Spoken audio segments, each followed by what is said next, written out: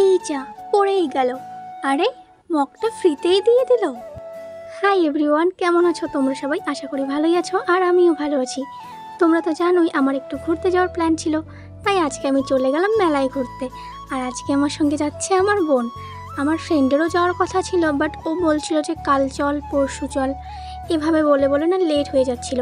আর আমার বোন কান্না করছিল, তাই আজকে আমাকে যেতেই হলো।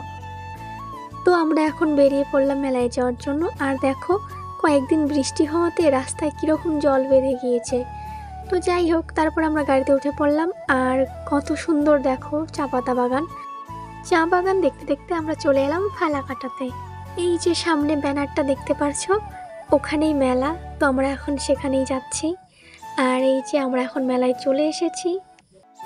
আর মেলা মানেই তো অনেক বেশি বেশি দোকানপাট আর লোকজনের ভিড়। আর এখানে ভিড় হওয়ার আরও একটা কারণ হচ্ছে, সেটা হচ্ছে এই যে 5 টাকার দোকান।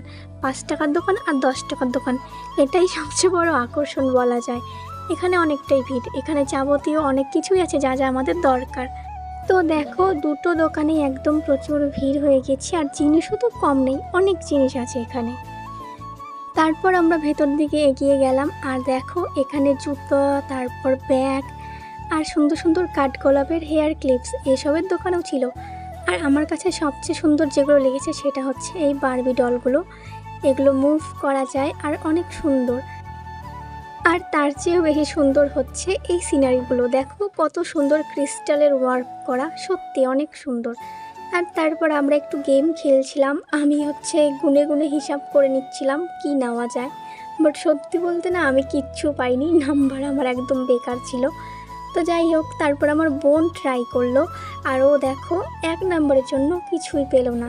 তারপর আর কি, দোকানের ছেলেটা ওকে ফ্রিতেই একটা মগ দিয়ে দিল। আর মেলাতে অনেক দোকানপাট এসেছে, আর এখনও কিছু দোকানপাট আসা বাকি আছে। আর আমার বোনের একটা মিনি ফ্যান পছন্দ হয়েছিল, তারপর ওকে সেটাও কিনে দিতে হলো। আর অনেক গরম ছিল, তাই আমি একটু ছায়াতে দাঁড়িয়ে চুলটা আটকানোর চেষ্টা করছিলাম, আর তখনই আমার ক্লিপটা পড়ে গেল। আর সেই দিন মেলাতে এমন কিছু মানুষকেও দেখেছি যাদের মন মানসিকতাটাও ঠিক এই ক্লিপটার মতোই নিচে পড়ে গিয়েছে।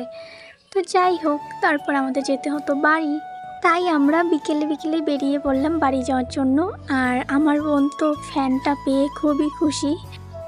আর আমি বাড়িতে গিয়ে একটু বসতেই এই বিল্লুটা আমার কোলে এসে বসে পড়লো।